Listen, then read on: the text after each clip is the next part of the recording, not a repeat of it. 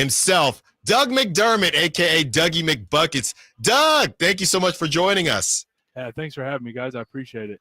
Doug, let's start here. So last week we had on Isaac Jones, and everybody, we tried to get him a nickname. It's gone in a crazy direction, Doug.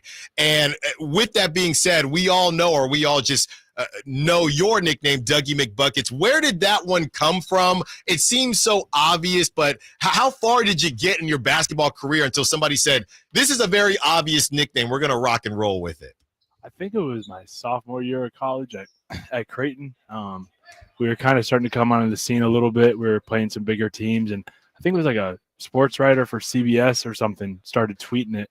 I want to say it was Matt Norlander is the one that originally started it, and then it kind of just took off from there, and it really hasn't stopped since. There you go. Well, and while we'll get into, don't worry, we'll get into some serious basketball talk, but real quick, play and teach me. You have the Dougie McBuckets thing, then teach me how to Dougie after the made bucket.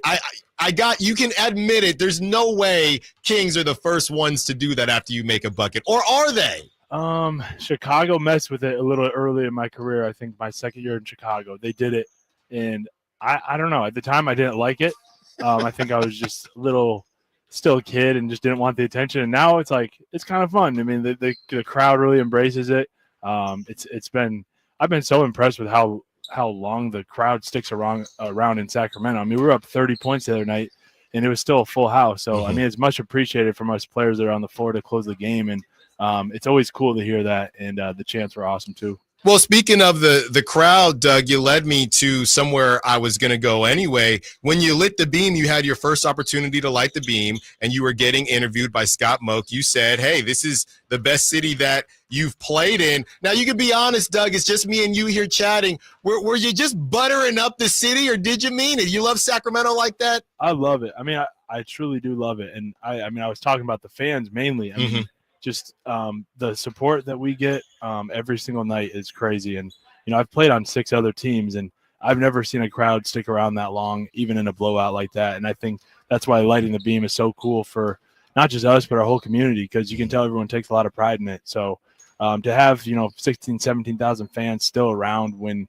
we're playing Utah, and I forgot what night it was, but I mean, it just, everyone was there super late, and it was just awesome to experience. Talking to Doug McDermott, sharpshooter for your Sacramento Kings. Doug, let's take things to the court. How is the vibe of the team right now? Like you said, you've played on 6 different teams, and I'm sure each team had different expectations every season. You join the Sacramento Kings, who they're looking to make some moves this season, and things have been shaky. There have been some injuries. You move Malik into the starting lineup. Kevin Huerter's been balling coming off the bench. How is the vibe of the team as you've now won 2 straight, 3 out of 4? And I don't know if you've heard, Doug, but the Pelicans kind of had the Kings number last season. So how's the vibe of the team right now? Yeah, I mean, everyone's already talking about that, how they had us last year. And, I think we're definitely motivated heading down there. We've obviously had a good little break here to work on ourselves. We had a couple practice days lined up, and then don't have another game till Monday. So we got to leave it all out there when we get to New Orleans. And we know how important every game is for us because we didn't get off to the greatest start, like you said, with some injuries and things and getting used to each other. But, it's go time. We're just focused on winning, and that's all that matters right now. So when we're doing the show, Doug, we sit there and we talk about Malik in the starting lineup, and we talk about Kevin Huerter's ability to be flexible and really ball out coming off of the bench. When you guys are talking internally about the biggest difference in these last couple games where you've put up 140 points for the first time in consecutive games since 1963. Is there more to what fans and what media is seeing as far as the difference in the games, or is it pretty cut and dry? I mean, it helps when you make shots. That's always the key is, hitting threes. And, we've really improved our just ability to get in the lane and find each other. We take a lot of pride in, spray out threes and getting in the paint, forcing the defender to help. And those threes are a lot easier to hit. So that's kind of been our main emphasis when we've gone through this little slump is just make the extra pass, get everyone involved, and don't be afraid to get out and run and not have to slow it down every time. We're trying to really push the pace and get easy shots for each other. And I think that's something that we've done a lot better job of lately. Do you, and I know you've been in a lot of locker rooms, do teams have the, hey, we've turned a corner conversation internally, or is that more of an external media thing and it's just, hey, just game by game? And I know you saw Coach Mike Brown's post-game presser after possession after possession. Is that really how you approach things, or is there any talk of, hey, guys, the vibes are starting, we're starting to turn things around here?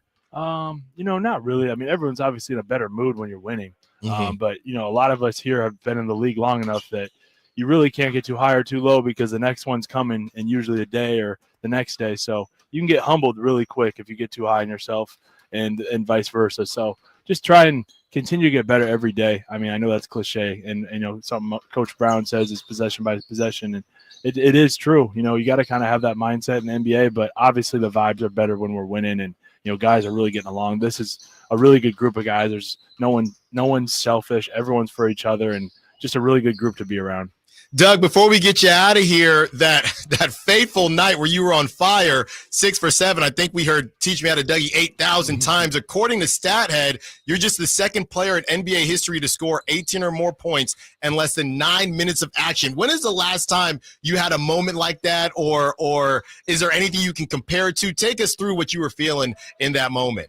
Yeah, I mean, there's a stat for everything, I guess. That's crazy. But I don't know. I mean, I work extremely hard every day. I definitely have felt that before, not 6 straight threes, but I felt in that zone where you hit 3 or 4 and, the other team calls a timeout. But it was kind of like towards the end of the game, so there wasn't any timeouts from Utah or like Will Hardy just because we were up 30 or 40 points or whatever it was. So I've never really felt it that crazy where you get 6, 7, 8 possessions in a row where the ball is coming your way and like you're letting it fly. Usually there's a timeout after you hit your second one and try to take you out of your rhythm. But just a really cool feeling.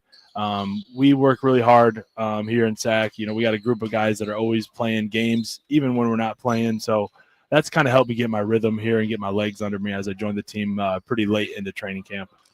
Doug McDermott, thank you so much, a.k.a. Dougie McBuckets. Doug, appreciate you taking the time. Safe travels down in NOLA. Stay hot down there in NOLA, and we will talk to you soon. All right, we'll do. I appreciate it. That was Doug McDermott, the sharpshooter for your Sacramento Kings.